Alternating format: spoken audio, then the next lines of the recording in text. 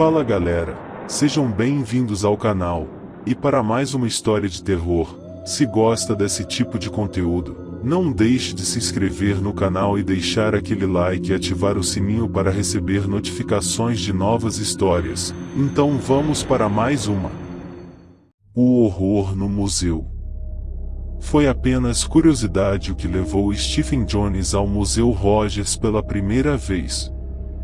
Alguém lhe falará a respeito do estranho lugar subterrâneo na Southwark Street, do outro lado do rio, onde criaturas de será muito mais horrendas que as piores efígies do Madame Tussauds estavam expostas, e num dia de abril ele resolveu entrar para conferir que tipo de desapontamento iria ter.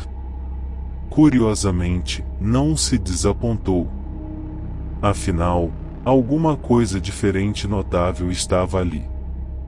De certo, os velhos lugares comuns sanguinários não poderiam faltar: Landru, Dr. Crippen, Madame Demers, Rizio, Lady Jane Grey, infindáveis vítimas da guerra e da revolução, e monstros como Gilles de Rais e o Marquês de Sade, mas também outras coisas que aceleraram sua respiração e o fizeram permanecer até ouvir o toque de fechar. O homem que tinha montado aquela coleção não poderia ser um charlatão ordinário. Havia imaginação, e até um toque de genialidade doentia, em algumas das peças. Mais tarde ele se informou sobre George Rogers. O homem tinha sido da equipe do Tussauds, mas algum problema ocorrerá que resultar em sua demissão. Ouviram-se rumores acerca de sua sanidade mental e notícias sobre suas loucas formas de adoração secreta, embora, finalmente, o sucesso de seu próprio museu no porão acabasse embotando o gume de algumas críticas, ao mesmo tempo em que aguçava a ponta insidiosa de outras. Teratologia e iconografia do pesadelo eram seus passatempos, e ele teve mesmo a prudência de alojar discretamente algumas de suas piores efígies numa alcova especial, destinada somente aos adultos. Foi essa alcova que tanto fascinou o Jones. Havia coisas híbridas e disformes que só a fantasia seria capaz de gerar, moldadas com arte diabólica e coloridas de um modo horrivelmente realístico.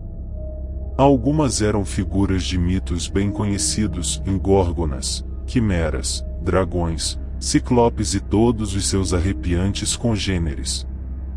Outras tinham sido tiradas de mais obscuros e só furtivamente murmurados ciclos de lendas subtérreas: o negro e disforme Tsatogugu, o multitentacular Cthulhu, o trombudo Shalgnar Falg, e outras indizíveis blasfêmias extraídas de livros proibidos como o Necronomicon, o livro de Eibon ou o Nausprechlichen Kulten, de von Junst. Mas as piores eram criações originais de Rogers, representando formas que nenhuma narrativa da antiguidade teria alguma vez ousado descrever. Muitas eram repulsivas paródias das formas da vida orgânica que conhecemos, enquanto outras pareciam ter sido sacadas de sonhos febris de outros planetas e galáxias. As mais selvagens pintadas por Clark Ashton Smith podem sugerir algumas, mas nada se compararia ao efeito de pungente, repelente terror gerado pelas suas grandes dimensões e delirante acabamento artesanal e pelas condições de luz diabolicamente perspicazes sob as quais eram exibidas. Stephen Jones, como um descompromissado conhecedor do bizarro na arte, procurara Rogers pessoalmente no sombrio escritório e estúdio que ficava atrás do salão de teto abobadado do museu, a uma cripta de aspecto demoníaco, obscuramente iluminada por janelas de correr poeirentas, dispostas horizontalmente no nível dos paralelepípedos de um pátio escondido. Nesse lugar é que se fazia a manutenção das imagens, e ali, também, algumas tinham sido produzidas. Braços de cera, pernas, cabeças e torsos jaziam em grotesca desordem sobre vários bancos, ao passo que nas prateleiras das estantes se viam perucas, dentes e olhos mortiços de vidro espalhados indiscriminadamente. Vestimentas de todos os tipos pendiam de ganchos, e numa dada alcova havia grandes pilhas de cera cor de carne e prateleiras repletas de latas de tinta e pincéis de todos os formatos. No centro do cômodo estava a grande forja para preparar a cera a ser moldada, sua larga boca ocupada por um vasto container de ferro com alças, ao qual se ligava um tubo que permitiria despejar a cera derretida com um simples toque de dedo.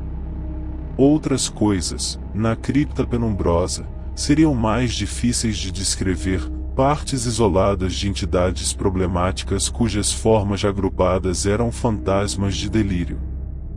Numa das extremidades via-se uma porta de madeira maciça, trancada por um cadeado de tamanho incomum, sobre a qual se achava pintado um símbolo bastante peculiar.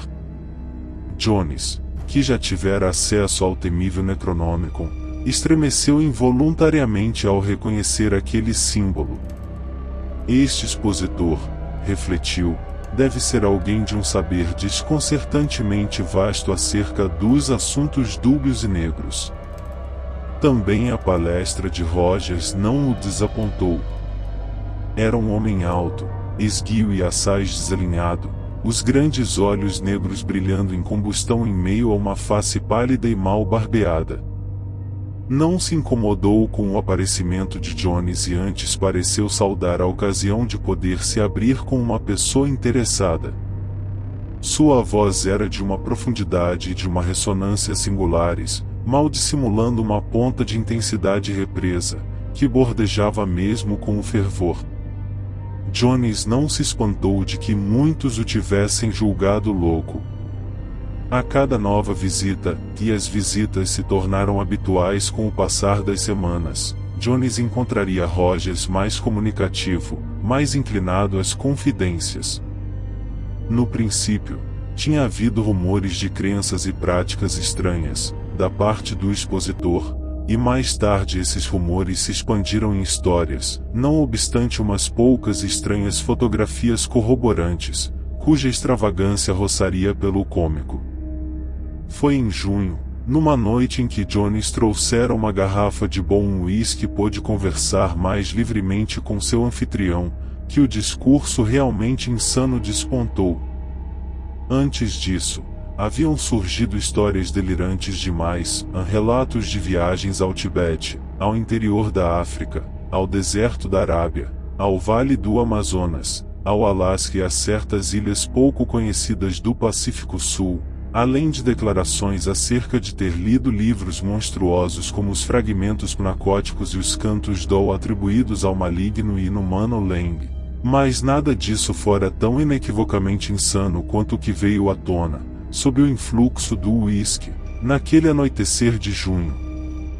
Mais abertamente, Rogers passou a se gabar de ter encontrado certas coisas na natureza que ninguém encontrara antes e de ter trazido à luz evidências de tais descobertas. De acordo com sua arenga, tinha ido mais longe do que qualquer outro na interpretação desses livros obscuros e primevos que estudará, e for orientado por eles para certos lugares remotos onde insólitos remanescentes se ocultavam, remanescentes de éons de ciclos de vidas mais antigos que a humanidade e em alguns casos conectados com outras dimensões e outros mundos, mundos e dimensões com os quais a comunicação seria frequente em dias pré-humanos. Jones se maravilhava com uma fantasia tão capaz de conjurar semelhantes noções e se perguntava qual seria a real história mental de Rogers. Teria sido seu trabalho em meio ao grotesco mórbido do Madame Tussauds o ponto de partida para suas fugas imaginativas ou se tratava de uma tendência inata, da qual a escolha de sua ocupação fora apenas uma das manifestações. De qualquer modo, o trabalho do homem estava como que ligado a essas noções. Mesmo agora não havia que se equivocar com o curso de suas mais negras sugestões acerca das monstruosidades de pesadelo ocultas atrás da porta onde se lia para adultos somente. Infenso ao ridículo, ele tentava sugerir que nem todas essas anormalidades demoníacas eram artificiais. Foi mesmo o ceticismo e o espanto de Jones diante dessas declarações irrespondíveis que acabaram quebrando a crescente cordialidade. Rogers, não estava claro, não se levava muito a sério, pois agora se tornava amoroso e ressentido, continuando a tolerar Jones somente ao preço de um incontido impulso de romper o muro de sua incredulidade urbana e complacente. Contos e sugestões delirantes de ritos e sacrifícios prestados a inomináveis deuses antigos continuavam, e aqui e ali Rogers mostraria ao hóspede uma das ultrajantes blasfêmias na alcova reservada e apontaria detalhes difíceis de conciliar mesmo com a mais refinada artesania humana. Jones prosseguiu, fascinado, com suas visitas, embora soubesse que tinha desmerecido os interesses de seu anfitrião. Às vezes, tentaria animar Rogers com um fingido assentimento a alguma sugestão ou asserção maluca, mas o magro expositor raramente se deixaria enganar por essas táticas. A tensão atingiu o ápice mais tarde, em setembro. Jones entrou casualmente no museu, num certo entardecer, e perambulava pelos corredores sombrios, cujo horror lhe era agora familiar, quando ouviu um som bastante sinistro, proveniente do estúdio de Rogers. Outros ouviram também e, nervosamente, saíram em disparada, enquanto os ecos reverberavam através do grande porão de teto arqueado.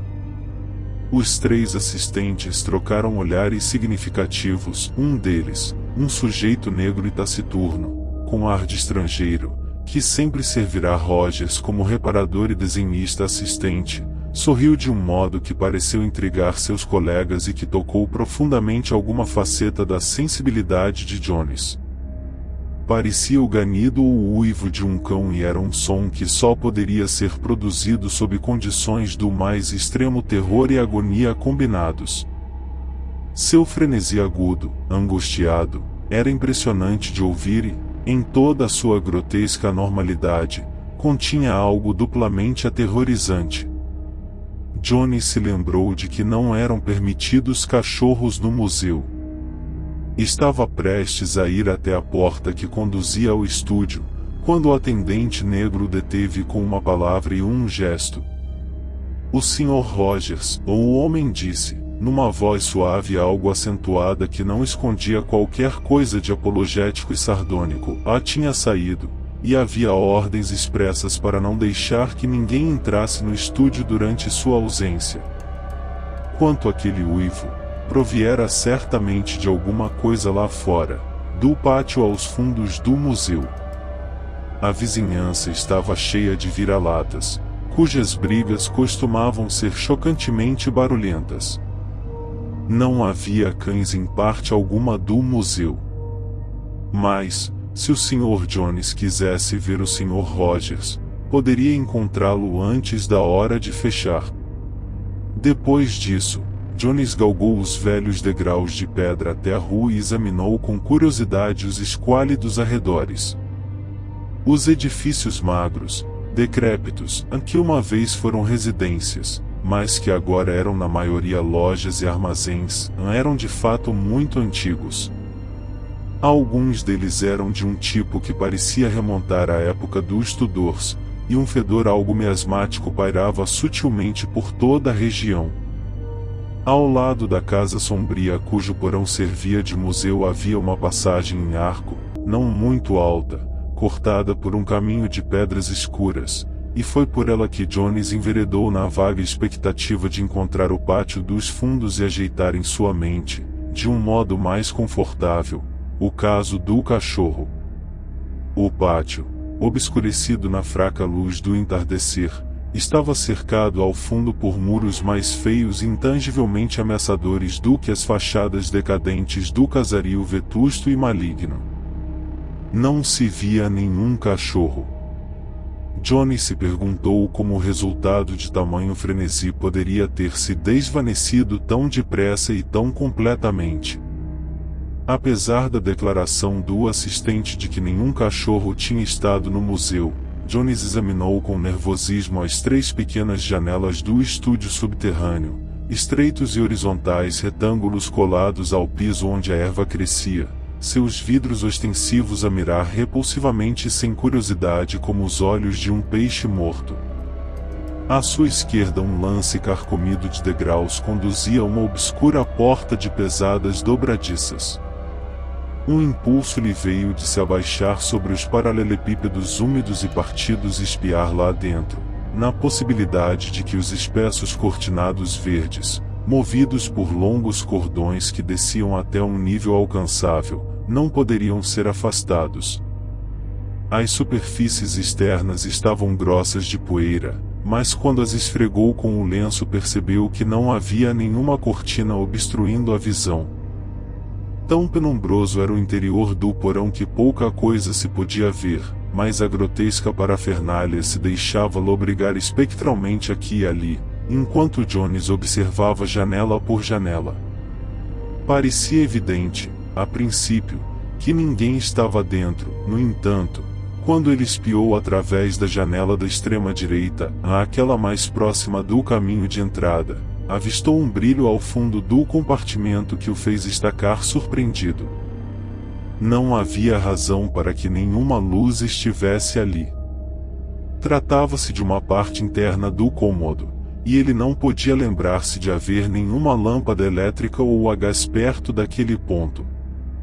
Uma outra olhadela definiu o brilho como sendo um largo retângulo vertical, e um pensamento lhe ocorreu. Era naquela direção que ele tinha sempre reparado na grande porta de madeira com um imenso cadeado, a porta que nunca era aberta e sobre a qual se estampava cruamente aquele pavoroso símbolo críptico proveniente dos documentos fragmentários de uma magia ancestral e proibida. Devia estar aberta agora, e havia uma luz lá dentro. Toda a sua especulação anterior sobre o lugar aonde aquela porta levaria e sobre o que haveria por trás foi então renovada, com uma intensidade triplamente inquietadora. Jones perambulou a esmo pela opressiva localidade até próximo das 6 horas, quando voltou ao museu para procurar Rogers.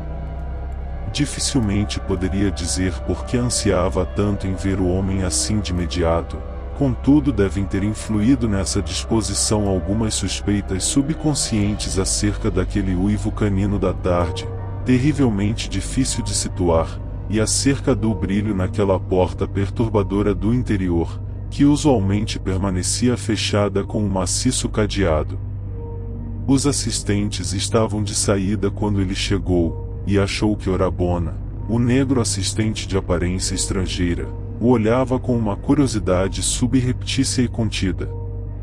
Não gostava daquele olhar, mesmo tendo visto o sujeito dirigi-lo ao seu patrão noutras ocasiões. O salão de teto abaulado parecia aterrorizante em seu abandono, mas ele o atravessou velozmente e bateu na porta do escritório e estúdio. A resposta demorou a vir, embora se ouvissem passos lá dentro. Finalmente, em resposta a uma segunda batida, a fechadura estalou, e o antigo portal de 6 painéis rangeu relutantemente antes de pôr à mostra o vulto devastado e de olhar febricitante de George Rogers.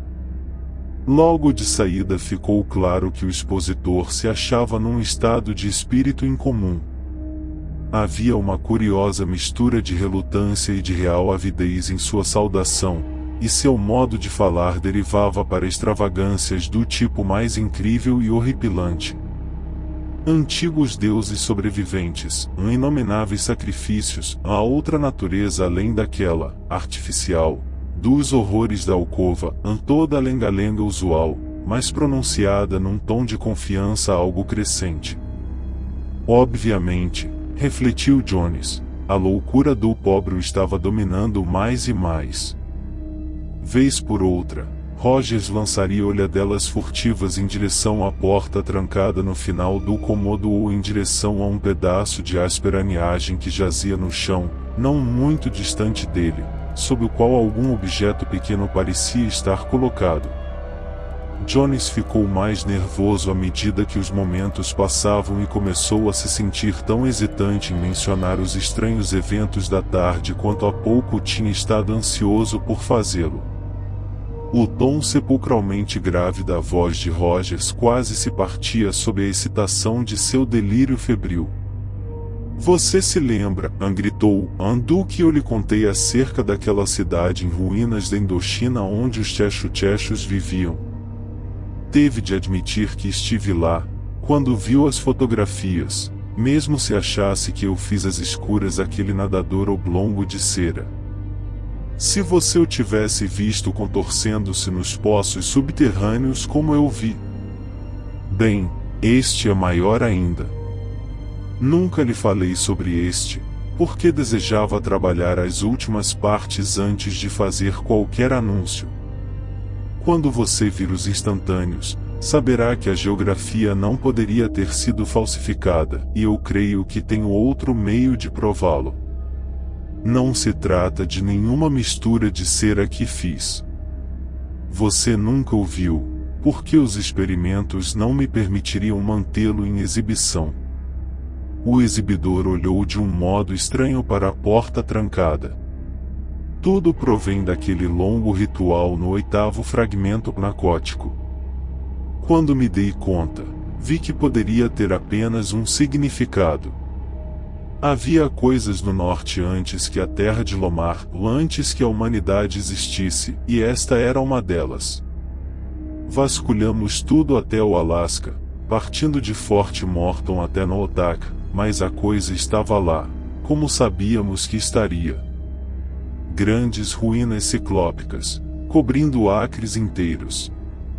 Havia sobrado menos do que esperáramos, mas após 3 milhões de anos o que se poderia desejar? E não estavam as lendas esquimós todas na direção certa? Não podíamos forçar um deles a ir conosco, e tivemos de esquiar de volta até Nome em busca de americanos. Orabona não tinha utilidade naquele clima, tornou-se taciturno e odioso. Mais tarde lhe contarei do modo como a encontramos. Quando removemos o gelo dos pilonos da ruína central, a escadaria era exatamente como pensamos que seria. Viam-se ainda alguns entalhes, e não houve problemas em impedir que os Yankees nos seguissem ao entrarmos. Orabona tremia como uma folha, você nunca suporia, vendo os modos insolentes que ele exibe por aqui. Ele conhecia o bastante sobre as velhas lendas, para estar devidamente amedrontado. A luz externa tinha acabado, mas nossos archotes mostravam o bastante. Vimos os ossos de outros que tinham existido antes de nós éons atrás, quando o clima era quente. Alguns desses ossos eram de coisas que você não poderia sequer imaginar. No 3º nível abaixo, encontramos o trono de marfim, do qual os fragmentos tanto falavam, e posso lhe dizer que não estava vazio. A coisa no trono não se movia, e então percebemos que ele precisava ser alimentado por algum sacrifício. Mas não pretendíamos acordá-lo. Melhor levá-lo para Londres primeiro. Orabona e eu nos arrojamos à superfície da grande caixa, mas quando o embalamos, vimos que não poderíamos subir com ele os 3 lances de degraus. Esses degraus não foram construídos para seres humanos, suas dimensões nos dificultavam. De qualquer modo, era pesado em excesso. Tivemos de chamar os americanos para o tirarmos de lá. Não estavam nada animados a entrar no lugar, mas certamente a coisa pior já estava dentro da caixa. Dissemos a eles que se tratava de uma peça de marfim esculpido, material arqueológico, e, ao verem o trono entalhado, provavelmente acreditaram em nós. É um espanto que não tenham suspeitado de um tesouro oculto e que não tenham exigido uma parte. Devem ter contado estranhas histórias acerca de Nome, mais tarde, embora eu duvide de que tenham retornado às ruínas, mesmo pelo trono de marfim. Rogers fez uma pausa, procurou em sua escrivaninha e tirou um envelope com fotografias de tamanho grande. Extraindo uma e colocando-a com a face virada para baixo à sua frente, passou as restantes a Jones. O conjunto era certamente espantoso: colinas cobertas de gelo, trenós puxados por cães, homens envolvidos em peles, e vastas ruínas decadentes contra um fundo de neve, ruínas cujos contornos bizarros e cujos blocos enormes de pedra dificilmente poderiam ser descritos. Uma vista à luz do flash mostrava uma incrível câmara interior com entalhes selvagens e um trono curioso cujas proporções não poderiam ter sido desenhadas para um ocupante humano. Os entalhes da alvenaria gigantesca, altas paredes peculiarmente abobadadas, eram grandemente simbólicos e envolviam tanto desenhos completamente desconhecidos quanto certos hieróglifos citados de modo sombrio em legendas obscenas.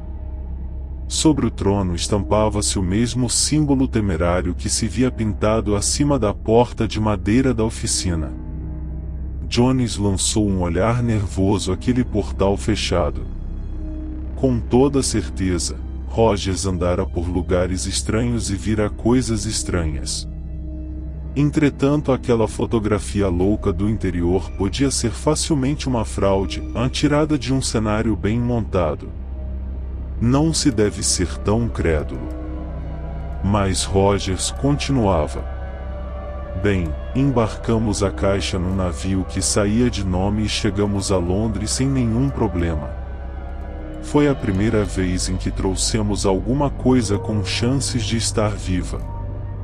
Não o coloquei em exibição, porque havia algo mais importante a fazer por ele. Precisava do alimento sacrificial, pois se tratava de um deus. Obviamente eu não poderia lhe dar o tipo de sacrifícios que ele costumaria receber em sua época, pois tais coisas não existem agora. Mas havia outras que podiam servir.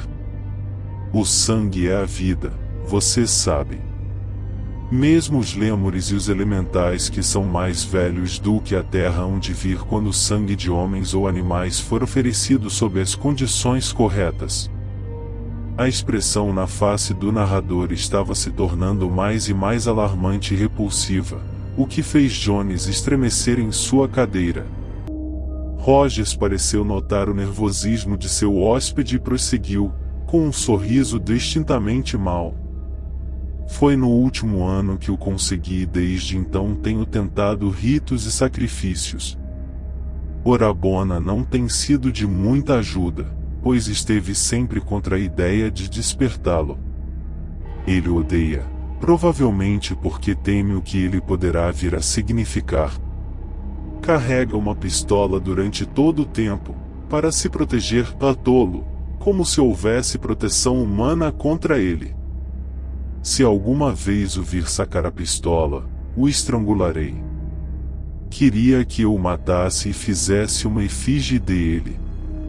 Mas já tracei meus planos e estou chegando ao topo, a despeito de todos os covardes como Orabona e dos malditos céticos de nariz empinado como você, Jones. Já entoei os cantos e realizei certos sacrifícios, e na semana passada a transição ocorreu.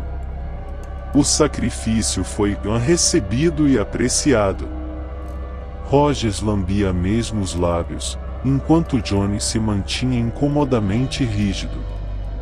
O expositor parou e se ergueu, cruzando o cômodo em direção ao pedaço de aniagem para o qual vinha olhando frequentemente. Abaixando-se, agarrou um dos cantos e voltou a falar. Você já riu bastante de minha obra, e agora é hora de conhecer alguns fatos. Orabona me diz que você ouviu um cachorro ganir por aqui esta tarde. Sabe o que isso significava? Jones olhava.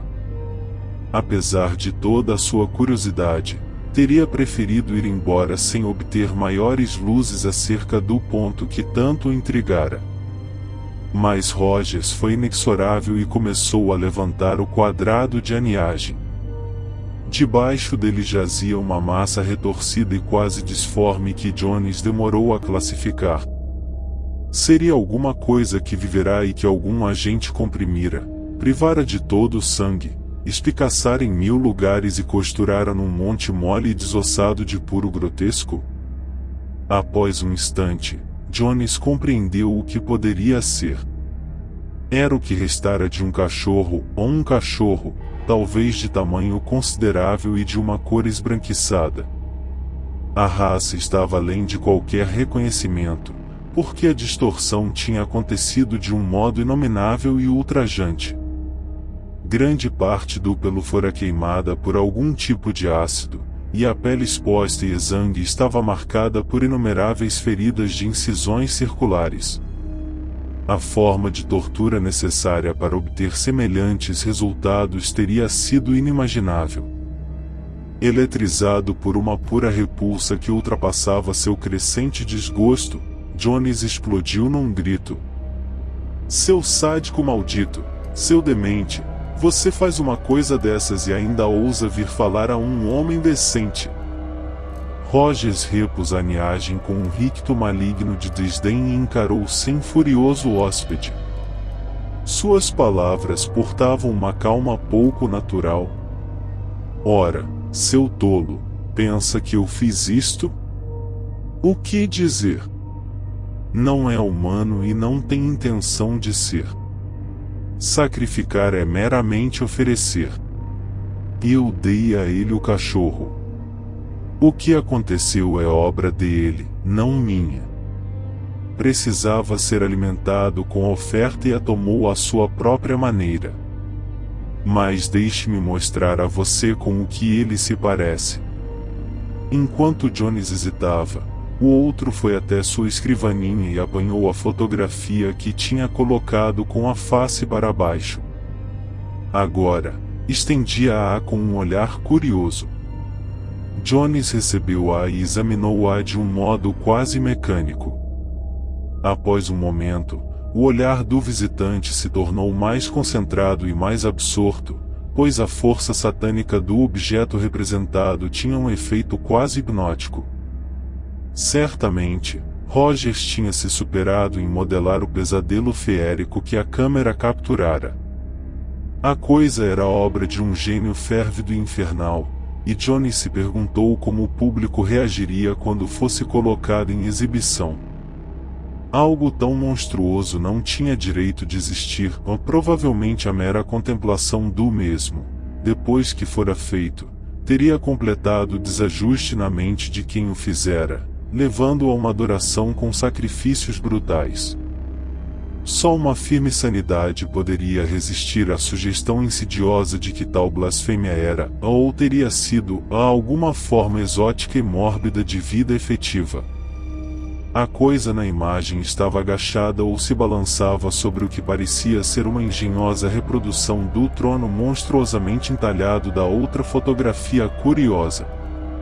Descrevê-la com qualquer palavra comum teria sido impossível, pois o que quer que seja de minimamente parecido com ela jamais ocorreu à imaginação da humanidade sã. Representava alguma forma vagamente conectada com os vertebrados deste planeta, embora não se pudesse ter certeza disso. Sua compleição era ciclópica, já que mesmo agachada sua altura dava quase 2 vezes a de Orabona, o qual aparecia ao seu lado. Examinando atentamente, seria possível traçar suas aproximações com as feições corporais dos vertebrados superiores.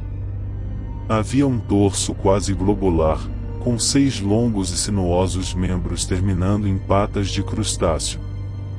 Da extremidade superior protuberava, como uma bolha, um glóbulo subsidiário, seu triângulo de 3 olhos fixos de peixe, sua tromba de um pé de comprimento e evidentemente flexível, e um sistema lateral distendido, semelhante a guelras, sugerindo que se tratava de uma cabeça. Grande parte do corpo era coberta pelo que a princípio parecia ser pelos, mas que a um exame mais atento provava ser uma densa floração de tentáculos negros e delgados ou filamentos de sucção, cada qual terminando numa boca que sugeriria uma cabeça de áspide. Sobre a cabeça e abaixo da tromba os tentáculos tendiam a ser mais longos e grossos, marcados com tiras espiraladas, ou sugerindo as tradicionais serpentes madeixas da medusa. Insinuar que aquilo podia ter uma expressão parece paradoxal, no entanto Johnny sentiu que aquele triângulo de olhos protuberantes de peixe e aquela tromba pousada obliquamente exalavam um ar de ódio, voracidade e gritante crueldade, incompreensível aos humanos porque se misturava a outras emoções estranhas a este mundo e a este sistema solar. Nessa normalidade bestial, refletiu, Rogers devia ter despejado de uma só vez toda a sua maligna insanidade e todo o seu inaudito gênio escultórico.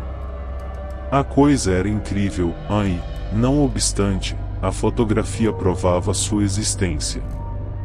Rogers interrompeu suas divagações. Bem, o que acha dele? Ainda tem dúvidas sobre o que estraçalhou o cachorro e o sugou inteiro com 1 milhão de bocas? Precisava de alimento, e precisará de mais. Ele é um deus, e eu sou o primeiro sacerdote de sua hierarquia final. Ia. Shub-Niggurath. O bode com os seus 1000 jovens. Jones baixou a fotografia, com desgosto e pena. Olha aqui, Rogers, é melhor abandonar isso. Existem limites, você sabe.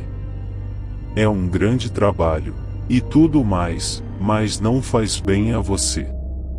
Melhor não o ver mais, a deixar que Orabono quebre e tentar esquecê-lo. E deixe-me rasgar essa reprodução bestial também. Com um resmungo, Rogers arrebatou a fotografia e devolveu-a à escrivaninha. Idiota, você, e ainda pensa que ele seja uma fraude. Ainda acha que eu o fiz e ainda acha que minhas figuras não são mais que ser inerte. Ora, que se dane, você saberá. Não agora, porque ele está descansando após o sacrifício, mas mais tarde. Oh, sim, você não duvidará de seu poder então. Enquanto Rogers olhava para a porta interna com o cadeado, Jones apanhou seu chapéu e sua bengala de um banco próximo. Muito bem, Rogers, deixe para mais tarde. Preciso ir agora, mas o procurarei de novo amanhã ao entardecer. Reflita sobre meu conselho e veja se não faz sentido. Pergunte a Orabona o que ele acha também. Rogers arreganhou os dentes de um modo animalesco. Precisa ir agora, hein? Com medo, afinal. Com medo, apesar de toda a fanfarronice. Você diz que as efígies são apenas cera e, no entanto, dá o fora quando começo a provar que não o são. Você é como os demais que aceitam minha aposta de que não ousam passar uma noite inteira no museu, chegam valentemente, mas depois de 1 hora gritam e esmurram a porta implorando para sair. Quer que eu consulte Orabona, hein? Vocês dois, sempre contra mim. Vocês querem barrar o estabelecimento de seu reino vindouro. Jones manteve a calma. Não, Rogers, não há ninguém contra você. E não estou com medo de suas figuras, também, até porque admiro sua arte. Mas estamos ambos um pouco excitados esta noite, e imagino que algum descanso nos fará bem. Outra vez Rogers barrou a saída de seu hóspede. Sem medo, hein? Então por que está tão aflito em sair? Olha aqui, você tem ou não tem coragem de ficar aqui sozinho no escuro? Por que tanta pressa, se você não acredita em ele? Uma nova ideia parecia ter ocorrido a Rogers, e Jones olhou-o atentamente. Ora, não tenho nenhuma pressa em especial, mas de que adiantaria eu permanecer sozinho aqui? O que isso provaria? Minha única objeção é que não é confortável para dormir. Que benefício traria para qualquer de nós? Dessa vez, foi a Jones que ocorreu uma ideia. Ele prosseguiu, num tom de conciliação. Pense bem, Rogers, apenas lhe perguntei o que seria provado se eu ficasse, quando nós dois o sabemos. Seria provado que suas efígies são apenas efígies, e que você não devia deixar sua imaginação fluir como tem fluído ultimamente. Suponha que eu fique. Se eu me mantiver firme até o amanhecer, você aceitará uma nova visão das coisas, tirará umas férias e deixará que Orabona destrua essa sua nova coisa? Vamos lá, não é um jogo honesto? A expressão na face do expositor era difícil de decifrar. Parecia óbvio que ele estivesse pensando rápido e que sobre um emaranhado de emoções conflitantes o triunfo maligno estava dominando. Sua voz soou embargada, quando respondeu. Honesto o bastante. Se você se mantiver firme, aceitarei seu conselho. Sairemos para jantar e depois retornaremos. Trancarei você no cômodo de exibição e irei para casa. Pela manhã, retornarei antes de Orabona. Ele chega meia hora antes dos outros. E verei como você está. Mas não o tente, a menos que esteja muito seguro de seu ceticismo. Outros fraquejaram, a oportunidade é sua. E suponho que umas batidas na porta de fora sempre trarão um policial. Você poderá não gostar, depois de algum tempo, e estará no mesmo edifício, mas não no mesmo cômodo que ele.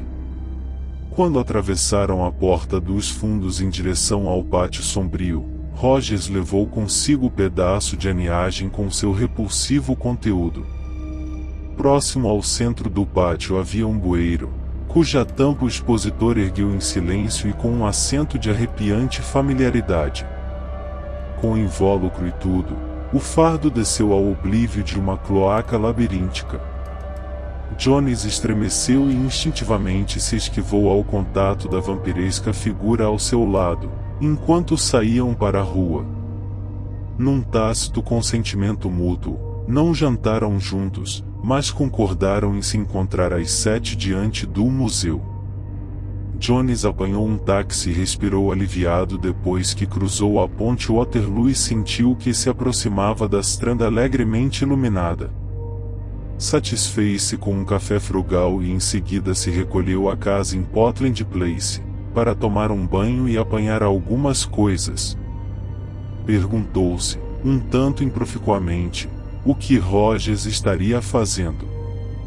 Tinha ouvido que o homem possuía uma casa vasta e penumbrosa em Walworth Road, repleta de livros obscuros e proibidos, parafernálias ocultas e imagens de cera que preferia não colocar em exposição.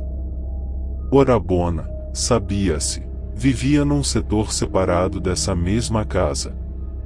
Às 11, Jones encontrou Rogers à sua espera junto à porta do porão na Southwark Street. Trocaram escassas palavras, mas cada qual parecia lutar com uma tensão ameaçadora. Concordaram em que somente o salão de exibição deveria compor o cenário da vigília, e Rogers não insistiu para que o outro se alojasse na alcova para adultos dos supremos horrores. O expositor, após apagar todas as luzes do estúdio, fechou a porta daquela cripta com uma das chaves de seu volumoso molho. Sem sequer um aperto de mãos, atravessou a porta da rua, trancou-a atrás de si e galgou os desgastados degraus que conduziam ao pavimento lá fora. Enquanto o som de suas passadas esmorecia, Johnny se deu conta de que a longa e tediosa vigília havia começado. Mais tarde, na treva absoluta do grande porão abobadado, Jones amaldiçoou sua própria ingenuidade infantil, que o tinha colocado ali. Durante a primeira meia hora, acendeu e apagou sua lanterna de bolso a intervalos regulares, mas estar sentado agora num dos bancos do expositor, em plena escuridão, tornará-se uma tarefa enervante. A cada vez que a lanterna faiscava, algum objeto mórbido e grotesco aparecia, uma guilhotina, algum inominável monstro híbrido, uma face barbada, repleta de malignidade, ou um corpo com emanações vermelhas escorrendo de uma garganta cortada. Johnny sabia que nenhuma realidade sinistra se ligava a essas coisas, mas após a primeira meia hora preferiu não as ver mais. Porque se dera ao trabalho do provocar aquele maluco, ele mal podia dizer. Teria sido muito mais simples deixá-lo entregue a si mesmo ou ter chamado um especialista. Provavelmente, refletiu, influenciara o sentimento de empatia que um artista tem por outro. Havia suficiente genialidade em Rogers para torná-lo merecedor de toda a oportunidade possível de que alguém o ajudasse a se livrar de sua crescente mania. Qualquer homem que pudesse imaginar e construir as coisas incrivelmente vivas que ele tinha produzido não estaria distante de uma real grandeza. Ele tinha a fantasia de um símil ou de um doré reunida ao artesanato minucioso e científico de um Blatchkaka. Com efeito, ele dera ao mundo do pesadelo aquilo que os Blatkas, com seus modelos de plantas maravilhosamente acurados, feitos com vidro finamente retorcido e colorido, tinham dado ao mundo da botânica. À meia-noite as batidas de um relógio distante filtraram-se através da escuridão, e Johnny se sentiu animado pela mensagem de um mundo exterior que ainda vivia. A câmara de teto arqueado do museu assemelhava-se a um túmulo, perturbador em sua extrema solidão. Mesmo um camundongo teria sido uma companhia razoável, e, no entanto, Rogers aventara que, por certas razões, conforme dissera, a camundongos ou quaisquer insetos jamais se aproximaram do lugar. Era bastante curioso, conquanto parecesse verdade. A imobilidade e o silêncio eram virtualmente totais. Se ao menos alguma coisa produzisse um som.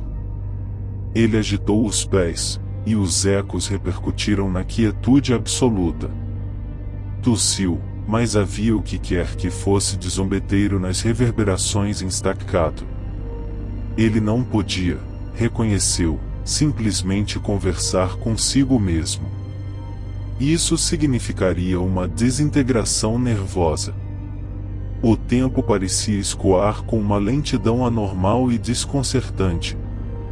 Ele poderia jurar que horas inteiras tinham transcorrido desde que acendera a lanterna pela última vez durante a vigília, porém mal havia batido meia-noite. Teria desejado que seus sentidos não fossem tão extraordinariamente aguçados.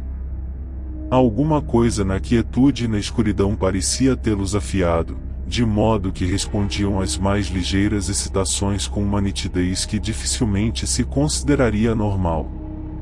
Seus ouvidos pareciam, às vezes, captar um débil, evasivo sussurro que não se poderia sem erro identificar como sendo o rumor das ruas esquálidas lá fora, e ele pensou em coisas vagas e irrelevantes, como a música das esferas ou a vida ignota, inacessível, de dimensões alienígenas pressionando contra a nossa. Rogers não raro especulava sobre tais coisas. Os espectros de luz flutuante sobre seus olhos repletos de treva pareciam inclinados a assumir curiosas simetrias de padrão e movimento. Ele frequentemente se indagara acerca desses estranhos raios provenientes do insondável abismo que cintila diante de nós na ausência de toda iluminação terrestre, mas nunca conhecera nenhum que se comportasse tal como esses se comportavam. Faltava-lhes a repousante errância das manchas de luz ordinária, como se sugerindo alguma vontade ou propósito além de qualquer concepção terrestre. Então veio aquela sugestão de estranhos estremecimentos. Nada estava aberto, no entanto, a despeito da geral imobilidade do ar, Johnny sentiu que a atmosfera não parecia uniformemente parada. Havia variações intangíveis de pressão, não decididas o suficiente para sugerir o repugnante patear de entidades desconhecidas. estava anormalmente frio também. Ele não gostou de nada disso. O ar pareceu-lhe salgado, como se houvesse misturado a salinidade de águas subterrâneas, e havia a vaga impressão de algum odor de inefável mofo. Durante o dia, ele nunca reparara que as figuras de cera tivessem odor. Mesmo agora aquela impressão incerta não correspondia ao cheiro que figuras de cera devessem ter, assemelhava-se mais ao discreto odor dos espécimes num museu de história natural. Curioso, em vista das declarações de Rogers de que suas figuras não eram de todo artificiais, de fato, tal declaração é que levava a imaginação a conjurar a suspeita olfativa. É preciso que se reaja aos excessos da imaginação, não foram tais coisas que puseram louco o pobre Rogers? No entanto, a extrema solidão do lugar era amedrontadora. Mesmo as badaladas mais distantes pareciam provir de golfos cósmicos. Isso fez com que Johnny se lembrasse daquela fotografia insana que Rogers lhe mostrará, a câmara horrendamente entalhada com o trono críptico que o sujeito alegara ser parte de uma ruína de 3 milhões de anos localizada em ermos temidos e inacessíveis do Ártico. Talvez Rogers tivesse ido ao Alasca, mas aquela foto não seria mais que uma encenação. Não havia como ser de outro modo, com todos aqueles entalhes e aqueles símbolos terríveis. E aquela forma monstruosa, que se supunha ter sido encontrada sobre o trono, a que arroubo de mórbida fantasia. Johnny se perguntou a que distância realmente estaria da insana obra-prima de cera. Provavelmente ela estaria guardada atrás daquela maciça porta com o cadeado, que levava a algum recesso para além da oficina. Mas de nada serviria a conjeturar acerca de uma imagem de cera. Não estava aquela mesma sala repleta de tais coisas, algumas delas pouco menos horríveis do que o temível ele? E, para além de um delgado biombo à esquerda, estava a alcova para adultos somente, com seus inomináveis fantasmas de delírio. A proximidade das inumeráveis formas de cera começou a bulir mais e mais com os nervos de Jones à medida que os minutos avançavam. Ele conhecia o museu bem o bastante para não se sentir livre de suas imagens usuais nem mesmo na escuridão total. Na verdade, a escuridão tinha o efeito de adicionar às imagens lembradas algumas nuances imaginativas realmente perturbadoras. A guilhotina parecia Ranger, e a face barbada de Landru, ou o carrasco de suas 50 esposas, se contorcia em expressões de monstruosa ameaça. Da garganta cortada de Madame Demers parecia emanar um horrível som borbulhante, enquanto a vítima sem cabeça e pernas de um esquartejador tentava se aproximar mais e mais sobre suas amputações sangrentas. Jones passou a fechar seus olhos na expectativa de que isso pudesse afastar as imagens, mas descobriu que era inútil. Além disso, quando ele fechava os olhos, os padrões estranhos e despropositados das manchas de luz se tornavam mais pronunciados e inquietadores. Então, subitamente, ele começou a tentar reter as imagens que antes tinha se esforçado para banir. Tentou retê-las porque estavam dando lugar a outras mais assustadoras. Contra a vontade, sua memória se pôs a reconstruir as blasfêmias não humanas que espreitavam pelos cantos mais obscuros, e essas demoníacas formações híbridas se enroscavam e se sacudiam em sua direção como se tentando envolvê-lo num círculo. O negro Tsatogugwa se converteu, de uma gárgula semelhante a um sapo, numa linha longa e sinuosa com centenas de pés rudimentares, e um delgado e flexível abutre noturno estendeu suas asas como se para avançar e sufocar o vigilante. Johnny segurou-se para não gritar. Reconheceu que estava revertendo aos terrores tradicionais de sua infância e determinou usar sua razão adulta para conter os fantasmas. Ajudou um pouco, percebeu, piscar a luz novamente. por medonhas que fossem as imagens mostradas, não eram tanto quanto as que sua fantasia sacava da extrema escuridão. Mas houve recaídas. Mesmo à luz da lanterna ele não podia deixar de suspeitar que um furtivo e ligeiro tremor se verificava no biombo que escondia a terrível alcova para adultos, somente. Sabia o que estava ali atrás e estremecia. A imaginação evocava as formas chocantes do fabuloso Yog-Sothoth ou um mero aglomerado de globos iridescentes, mas ainda assim estupendo em sua maligna sugestividade. Não estaria aquela massa amaldiçoada flutuando lentamente em sua direção e se chocando contra a divisória em seu caminho?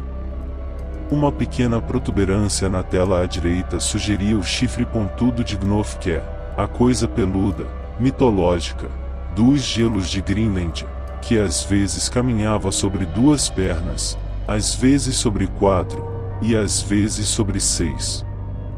Para tirar isso da cabeça, Johnny se arrojou num ímpeto contra a alcova infernal, com a lanterna acesa à sua frente. Certamente, nenhum de seus receios se comprovou. No entanto, não estariam os longos tentáculos faciais do grande Cthulhu movendo-se realmente, de um modo lento e insidioso? Sabia que eram flexíveis, mas não havia notado que o sopro de ar causado pelo seu próprio avanço fosse suficiente para colocá-los em movimento. Retornando a seu assento do lado de fora da alcova, fechou os olhos e deixou que as manchas simétricas de luz fizessem seu estrago. O relógio distante deu uma única batida. Teria sido apenas uma? Acendeu a lanterna sobre seu relógio e viu que era precisamente 1h. Seria penoso, de certo, esperar até de manhã. Roger só chegaria por volta das 8h, antes mesmo de Orabona. Haveria luz lá fora, no porão principal, bem antes que isso ocorresse, mas nenhum raio penetraria ali. Todas as janelas neste porão tinham sido bloqueadas pelas 3 mais pequenas que davam para o pátio. Uma péssima vigília, ao que tudo indicava. Seus ouvidos captavam maiores alucinações agora, pois ele poderia jurar que estava ouvindo passadas furtivas e inexoráveis na oficina, para além da porta trancada. Não havia que ficar pensando no horror chamado ele, que Roger se privara de exibir. A coisa era uma contaminação, havia enlouquecido seu criador e agora mesmo a sua imagem suscitava atemorizantes fantasias. Jazia, obviamente, por detrás daquela pesada porta de madeira com o cadeado. As passadas seriam, certamente, pura imaginação. Então julgou ter ouvido a chave girar na porta do estúdio. Acendendo a lanterna, nada mais viu que o vetusto portal de 6 folhas em sua posição costumeira. Outra vez apelou para a treva e fechou seus olhos, mas veio em seguida uma alucinante ilusão de rangido, a não a guilhotina, desta vez, mas o lento e furtivo abrir-se da porta do estúdio. Ele não gritaria. Se gritasse, estaria perdido. Ouviu-se uma espécie de patear ou de remexer, e estava avançando lentamente em direção a ele. Precisava manter o controle sobre si mesmo. Não fizera o mesmo quando o inominável em forma de cérebro tentou acuá-lo? A movimentação parecia mais próxima, e sua resolução lhe faltava. Ele não gritou, mas apenas gaguejou uma intimação. Quem está aí? Quem é você? O que você quer? Não houve resposta, porém a agitação prosseguia. Jones não soube o que mais temia fazer, se acender a lanterna ou se ficar quieto no escuro, enquanto a coisa avançava sobre ele. Esta coisa era diferente, sentiu no fundo, dos outros terrores do anoitecer. Seus dedos e sua garganta funcionavam espasmodicamente. O silêncio era impossível, e o suspense da escuridão extrema começava a se revelar a mais intolerável das condições. Outra vez gritou, histericamente e alto: "Quem está aí?" Enquanto acendia o facho esclarecedor. Então, paralisado pelo que viu, deixou cair a lanterna e gritou, não uma só, mas muitas vezes. Vinha contorcendo-se em sua direção a forma gigantesca e blasfema de algo que não era inteiramente macaco nem inteiramente um inseto. Sua carapaça pendia solta sobre o corpo, e o seu rudimento rugoso de cabeça, olhos mortiços, a balançava de um lado para o outro como a de um bêbado. Suas patas dianteiras estavam estendidas, com as garras abertas, e todo o seu corpo exalava malignidade, a despeito de sua completa ausência de expressão. Após os gritos e a volta da escuridão, a criatura saltou e, num instante, manteve Jones preso ao chão. Não houve luta, porque o vigilante desmaiou. A inconsciência de Jones não deve ter durado mais que um instante, pois a coisa inominável o estava arrastando através da escuridão quando ele começou a se recobrar. O que o despertou foram os sons que a coisa emitia, ou, antes, a voz com que os produzia. Era uma voz humana e algo familiar. Somente uma criatura viva poderia estar por trás daqueles acentos ásperos e febris que entoavam cantos a algum horror desconhecido. Ia, uivava. Estou chegando, ó Huntegod, chegando com o alimento. Tu esperaste muito e te alimentaste mal, mas agora terás o que foi prometido. E ainda mais, pois que, em vez de Orabona, terás alguém de alto nível que duvidou de ti. Poderás espremê-lo e sugá-lo, com todas as suas dúvidas, e te fortalecerás assim. E após, entre os homens, ele há de ser mostrado como um monumento à tua glória. Huntegod, infinito e invencível, sou teu escravo e teu sumo sacerdote. E estás faminto, e te alimentarei. Li o sinal e te conduzi. Com sangue te nutrirei, e hás de me nutrir com poder. Ia. Shub-Nigurat. O bode com os 1000 jovens. Num instante, todos os terrores da noite abandonaram Jones como um manto que se despe. Ele se tornou de novo senhor de sua mente, pois reconhecia o perigo muito terreno e material com que tinha de lidar. Não era nenhum monstro de fábula, mas um louco perigoso. Era Rogers, vestindo alguma fantasia de pesadelo produzida por seu próprio engenho insano, e prestes a realizar algum apavorante sacrifício ao deus demônio que ele mesmo moldara na cera. Claramente, ele devia ter penetrado na oficina pela porta do pátio, envergado seu disfarce e então avançado para sua vítima acuada e alquebrada pelo medo. Sua força era prodigiosa, e se ele devia ser impedido, cumpria agir rapidamente. Contando com a confiança do louco em sua inconsciência, Jones decidiu surpreendê-lo, aproveitando-se de um relaxamento do abraço. O contato com alguma mobília mostrou-lhe que estava cruzando o cômodo em direção às trevas do estúdio. Com a força que nos concede o medo mortal, Jones deu um súbito arranco, saindo da posição meio deitada na qual estava sendo arrastado. Por um instante, viu-se livre das mãos do maníaco atônito, e num outro instante um golpe de sorte na escuridão colocou suas próprias mãos na goela oculta do perseguidor. Simultaneamente, Rogers o agarrou de novo, e sem maiores avisos estavam os dois atracados numa luta desesperada de vida e morte. O preparo atlético de Jones, sem sombra de dúvida, era sua única salvação, pois seu louco adversário, livre de qualquer inibição com respeito a jogo limpo, decência ou mesmo autopreservação, era uma máquina de selvagem destruição tão formidável quanto qualquer lobo ou pantera.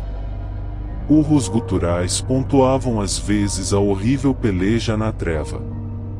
Sangue jorrava, vestes rasgavam-se, e Jones por fim sentiu de fato, entre os dedos, a garganta do maníaco, despida de sua máscara espectral. Não disse palavra alguma, mas aplicou cada fragmento de sua energia na defesa de sua vida. Roger chutava, esmurrava, cabeceava, mordia, arranhava e se debatia, e no entanto encontrava forças para emitir algumas frases ocasionais.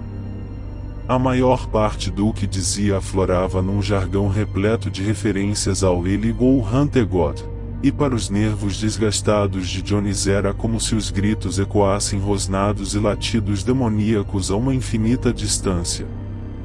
Por último, estavam rolando no chão, revirando bancos ou se chocando contra as paredes e as fundações de tijolos da fornalha central. Próximo ao fim, Jones não estava certo de poder se salvar, mas o acaso interveio a seu favor. Um golpe de seu joelho contra o peito de Rogers produziu um relaxamento geral, e no momento seguinte ele reconheceu que tinha vencido. Embora mal pudesse aguentar-se, Jones se levantou e apalpou as paredes à procura do interruptor, pois sua lanterna sumira juntamente com grande parte de suas roupas. Enquanto avançava, arrastou consigo seu oponente inerte, temendo um ataque súbito quando mesmo se recobrasse. Encontrando a caixa dos interruptores, remexeu-a até que deparou com o acionador direito. Então, quando a caótica desordem do estúdio explodiu numa súbita cintilação, pôs-se a amarrar Rogers com cordas e correias que facilmente descobriu à sua volta. O disfarce do sujeito, ou o que restara dele, parecia feito de uma espécie estranhíssima de couro. Por alguma razão, a carne de Jones se retraiu ao tocá-lo, e parecia exalar-se daquilo um odor ferruginoso e alienígena. Por baixo, entre as roupas normais, estava o molho de chaves de Rogers, que o exaltado vencedor arrebatou como seu passaporte final para a liberdade. As cortinas sobre as pequenas janelas de correr estavam todas cuidadosamente cerradas, e ele as deixou ficar assim. Lavando o sangue da batalha com uma bacia conveniente, Jones vestiu as mais ordinárias, sempre ruins, roupas que conseguiu encontrar nos cabides do vestuário. Experimentando a porta para o pátio, descobriu que a tranca não exigia uma chave pelo lado de dentro. No entanto, ele conservou consigo o molho de chaves, de modo a poder voltar com ajuda, pois, obviamente, o melhor a fazer era chamar um alienista. Não havia telefone no museu, mas não seria demorado encontrar um restaurante noturno ou uma farmácia que dispusesse de um. Tinha quase aberto a porta, quando uma torrente de repulsivas imprecações, proveniente do cômodo, lhe informou que Rogers, cujos ferimentos mais visíveis se restringiam a um sulco longo e profundo na face esquerda, recobrara a consciência. Tolo! Filhote de Nota e Dick Eflúvio de Catum! Filho dos cães que uivam no Maelstrom de Azatothia! Você teria sido sagrado e imortal, e agora está traindo a ele e ao seu sacerdote. Mas cuidado, pois ele tem fome. Teria sido Orabona, aquele maldito cão traiçoeiro, sempre pronto a me trair a mim e a ele, a mais darei a honra a você. Agora, ambos precisamos ter cuidado, pois ele não é gentil com seu sacerdote. Ia. A vingança está próxima. Sabe que você teria se tornado imortal? Olhe para a fornalha. Há um fogo pronto a ser aceso, e existe cera no caldeirão. Eu teria feito com você o que fiz com outras criaturas outrora viventes. E você, que declarou serem apenas ser a todas as minhas efígies, teria se tornado uma efígie de cera também. A fornalha estava preparada. Depois que ele se houvesse nutrido, e você tivesse ficado como aquele cachorro que lhe mostrei, eu teria tornado imortais os seus restos compactados e perfurados. A cera seria o bastante. Não viu como sou um grande artista? Cera sobre cada poro, ó cera sobre cada polegada de você, ó Ia.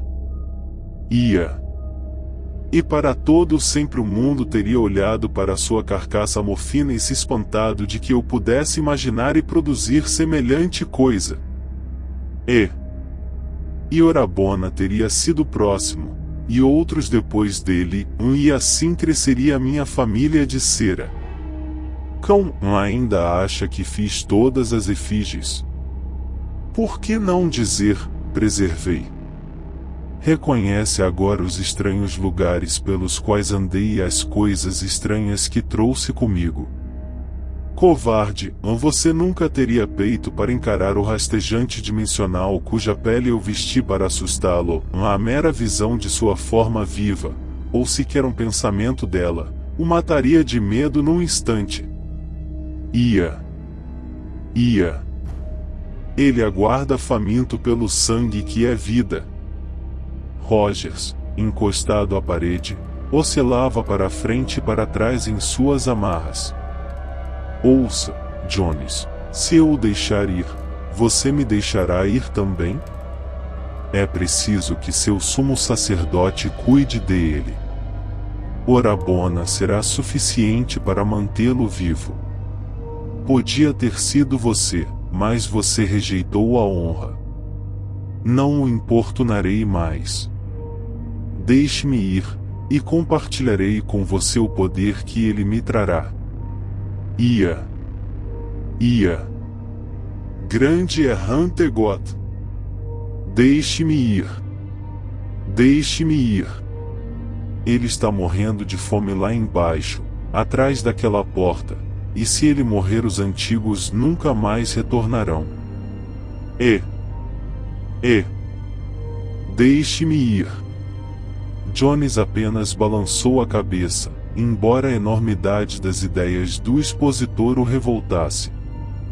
Rogers, olhando agora alucinadamente para a porta de madeira com o cadeado, batia mais e mais com a cabeça contra a parede de tijolos e esmurrava com os cotovelos bem atados. Jones temeu que ele se machucasse, e avançou para amarrá-lo um pouco mais firmemente a algum objeto estacionário. Encolhendo-se, Roger se desviou dele e começou a emitir uma série de uivos frenéticos, cuja inumanidade extrema e monstruosa era estarrecedora e cujo volume agudo era quase inacreditável. Parecia impossível que uma garganta humana produzisse ruídos tão altos e cortantes, e Johnny sentiu que se continuassem não haveria necessidade de pedir ajuda por telefone. Não demoraria para que um policial viesse investigar, mesmo admitindo-se que não havia vizinhos para ouvir entre os armazéns daquele distrito deserto. Aquela criatura toda amarrada, que tinha começado a se contorcer ao longo do piso, agora alcançava a porta com o cadeado e batia trovejantemente com a cabeça contra ela. Jones receou amarrá-lo ainda mais e desejou que a luta o tivesse deixado exausto o suficiente. Essa sequência violenta dava-lhe horrivelmente nos nervos, e ele começou a sentir o retorno das indescritíveis inquietações que havia sentido no escuro. Tudo o que presenciara acerca de Rogers e do museu era tão infernalmente mórbido e sugestivo de negras visões de além-vida. Era inquietador pensar na obra-prima em cera, de genialidade anormal, que naquele momento deveria estar à espreita, quase à mão, na escuridão que havia do outro lado da pesada porta com o cadeado. Então, alguma coisa aconteceu que trouxe mais um arrepio à espinha de Jones e fez com que cada pelo de seu corpo, a mesmo os suaves tufos nos dorsos das mãos, se arrepiasse com um vago medo que não permitia classificação. Rogers, subitamente, Parara de gritar e de bater com a cabeça contra a maciça porta de madeira e lutava para se assentar, a cabeça pendida para um lado como se ouvindo alguma coisa com atenção. Inopinadamente, um sorriso de diabólico triunfo se estampou em seu rosto, e ele começou a falar de um modo ininteligível outra vez, agora num sussurro grave que contrastava estranhamente com o seu anterior uivo estentórico. Escute, tolo. Escute bem. Ele me ouviu e está vindo. Pode ouvi-lo chapinhar para fora de seu tanque lá no fundo da eclusa? Eu a fiz bem funda, porque não havia nada melhor para ele. Trata-se de um anfíbio, sabe? Você viu as guelras na fotografia.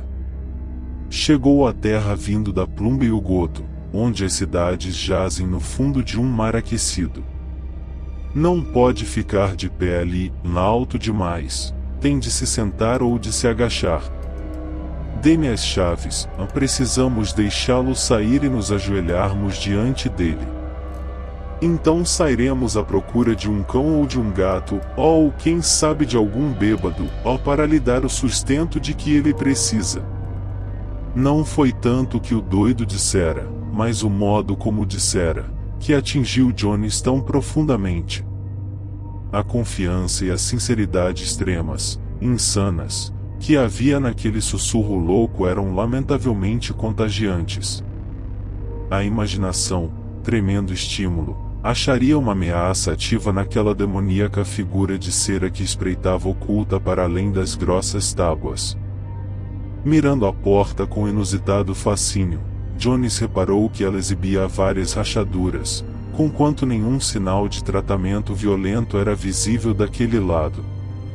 Ele se perguntou que dimensões teria o cômodo ou despensa por trás dela e de que modo estaria colocada a figura de cera. A ideia do maníaco de um tanque com uma eclusa era tão conjeturável quanto todas as suas outras fabulações. Logo, num instante terrível, Jones não teve forças sequer para respirar. A correia de couro que segurava para dar o último laço em Rogers escorregou de suas mãos, e um espasmo de tremor convulsionou da cabeça aos pés. Devia saber que o lugar o levaria à loucura, como fizera com Rogers, e agora estava louco. Estava louco, pois agora sofria alucinações mais esquisitas do que quaisquer outras que o tinham assaltado naquela noite. O louco convocava a ouvir o chapinhar de um monstro mítico no tanque que estava para além da porta, e agora, Deus poderoso, ele o ouvia.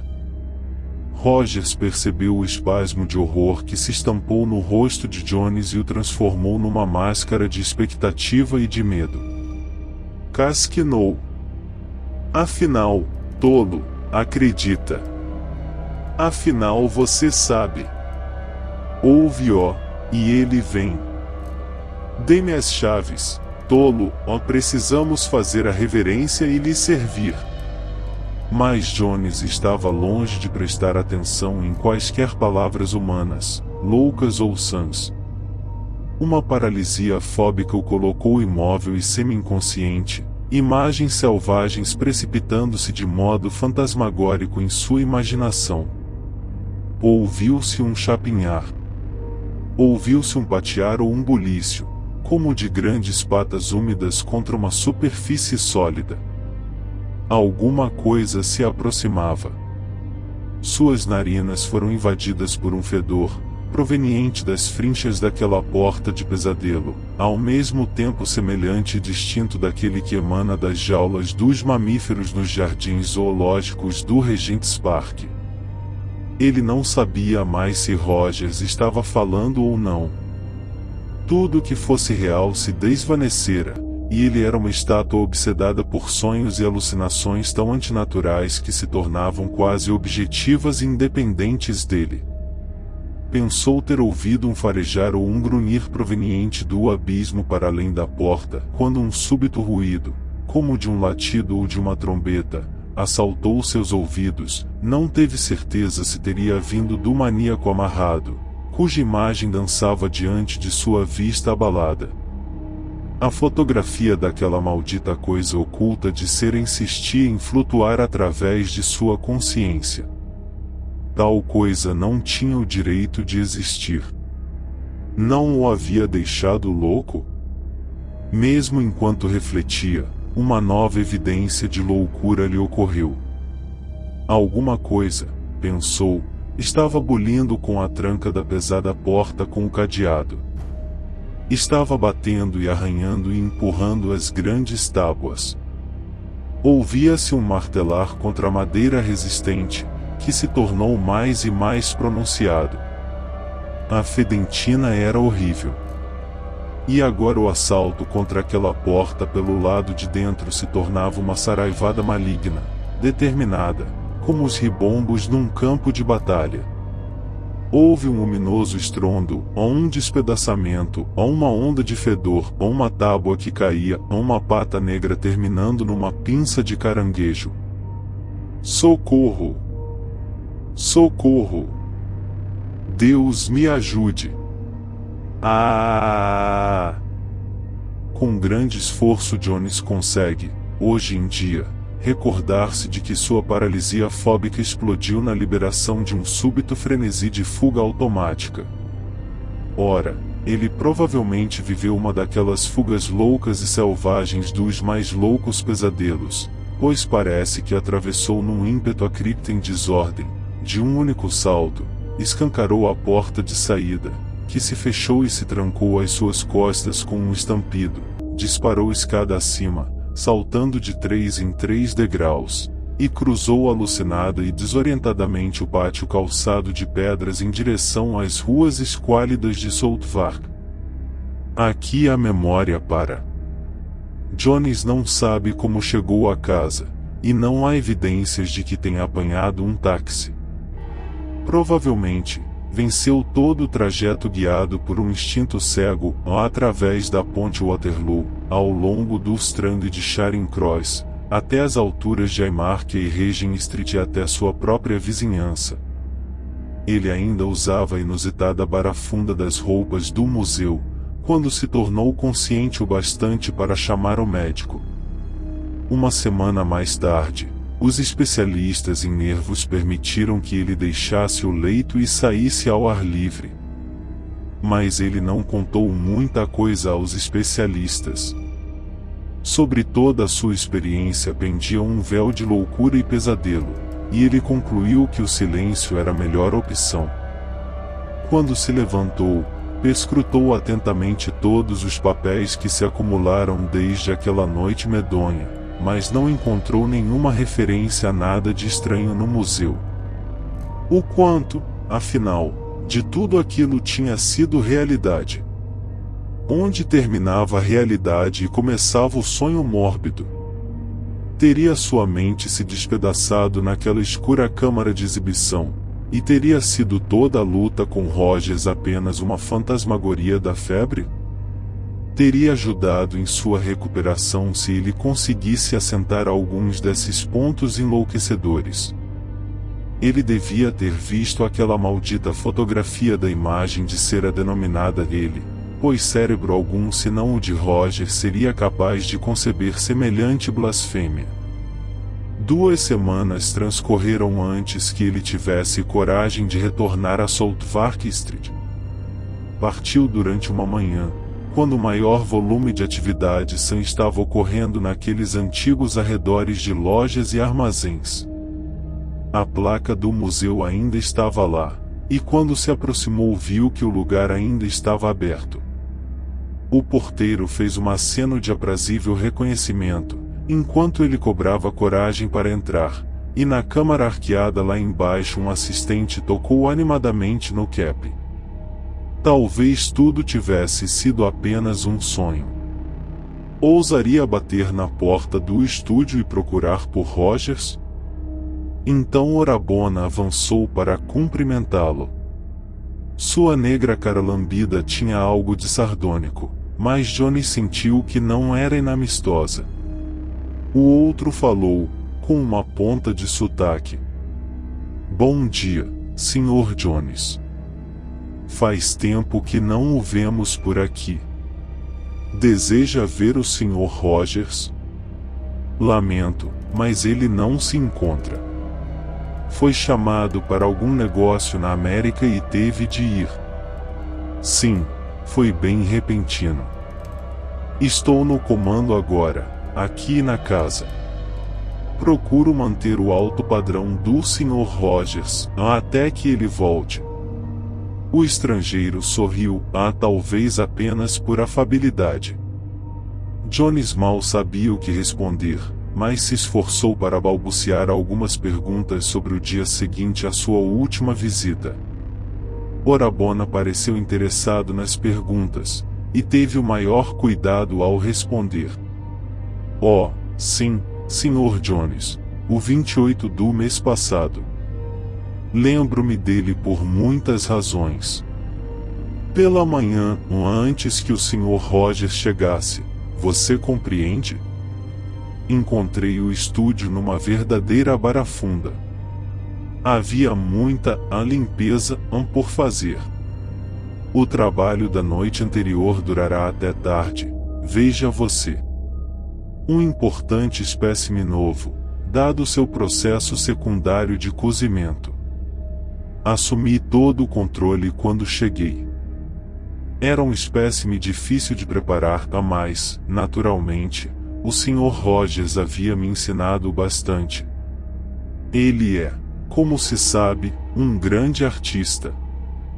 Quando chegou, ajudou-me a completar o espécime, ajudou-me bem materialmente, lhe asseguro, mas saiu logo, sem sequer cumprimentar os homens. Como lhe disse, foi chamado de repente.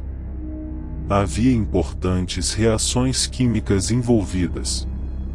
Faziam muito barulho, de fato, algumas pessoas lá fora imaginam ter ouvido vários tiros de pistola, uma ideia bem peculiar.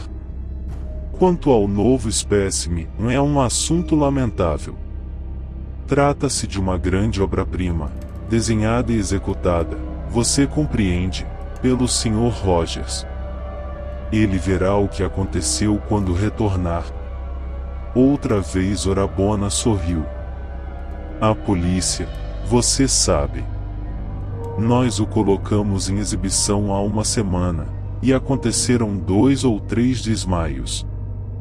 Um pobre coitado teve um ataque epilético diante dele. Compreende, um pouquinho mais forte que o resto. Maior, por causa de uma coisa. Naturalmente, estava na alcova para adultos. No dia seguinte, 2 homens da Scotland Yard deram uma olhada e disseram que era mórbido demais para ser exibido. Disseram que tínhamos de removê-lo. Foi um grande embaraço, a tamanha obra-prima de arte, mas eu não me senti com autoridade para recorrer à justiça na ausência do Sr. Rogers. Ele detestaria semelhante publicidade, com a polícia envolvida, mas quando retornar. Por uma ou outra razão, Johnny sentiu uma onda crescente de desconforto e repulsa. Mas Orabona prosseguia. Você é um conhecedor, Sr. Jones. Estou certo de que não violo nenhuma lei oferecendo-lhe uma demonstração particular. Pode ser que, de acordo, evidentemente, com a vontade do Sr. Rogers, venhamos a destruir o espécime algum dia, mas seria um crime. Jones teve um forte ímpeto de recusar ver a coisa e fugir precipitadamente, mas Orabona já o conduzia pelo braço com um entusiasmo de artista. A alcova adulta, apinhada de nomináveis horrores, não tinha visitantes. Num canto distante, um largo nicho fora coberto por uma cortina, e em direção a ele é que avançou o sorridente auxiliar. Você deve saber, Sr. Jones, que o título deste espécime é O Sacrifício a Huntegod. Jones ficou violentamente abalado, mas Orabona não pareceu notar. O deus colossal e informe é uma personagem de certas lendas obscuras que o Sr. Rogers tinha estudado.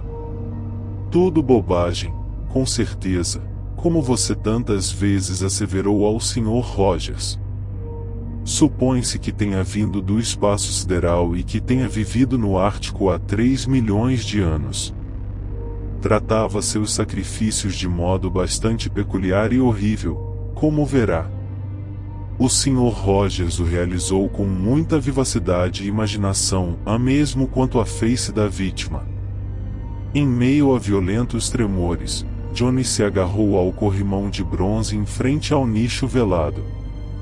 Esteve mesmo para erguer a mão e impedir Orabona quando viu a cortina deslizar, mas um conflituoso impulso o deteve. O estrangeiro sorria triunfalmente. Contemple! Johnny sentiu-se girar, mesmo agarrado ao corrimão. Deus! Deus do céu!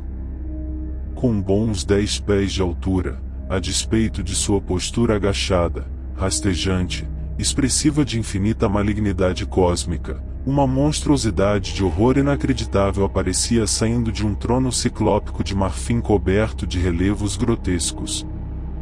No par central de suas 6 pernas, segurava uma coisa amassada, esmagada, distorcida e exangue, perfurada por 1 milhão de picadelas e em alguns pontos corroída por algum ácido pungente.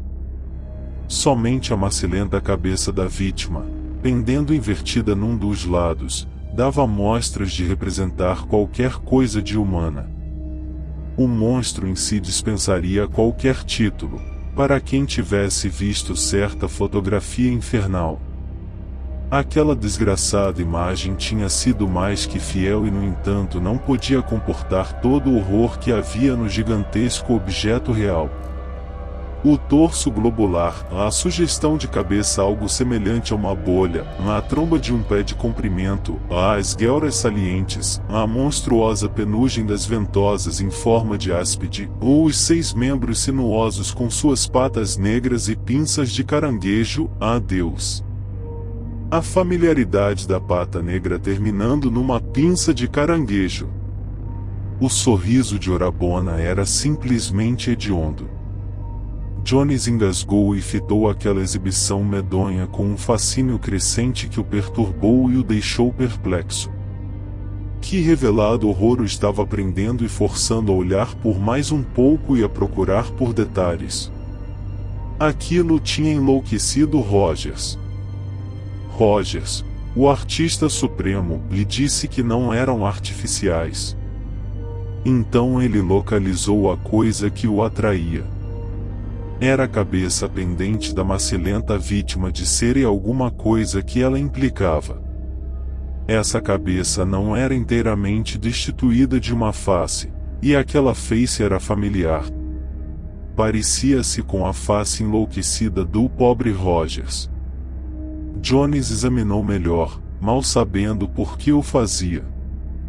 Não era natural que um egotista moldasse suas próprias feições em sua obra-prima?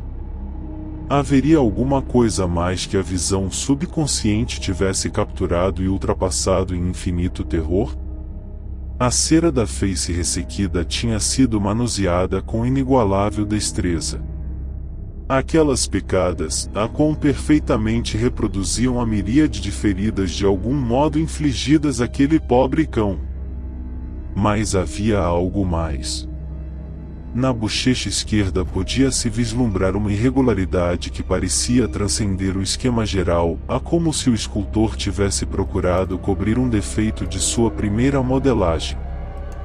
Quanto mais Jones olhava para ela, mais ela o terrificava misteriosamente, e então, de súbito, ele se lembrou de uma circunstância que levou seu horror ao ápice. Aquela noite de abominação, a luta, o louco amarrado, e o corte longo e profundo na face esquerda do verdadeiro Rogers vivo. Jones, abandonando o desesperado apoio do corrimão, tombou num desmaio total. Fim. Se gostou, deixa o like e não esqueça de se inscrever no canal.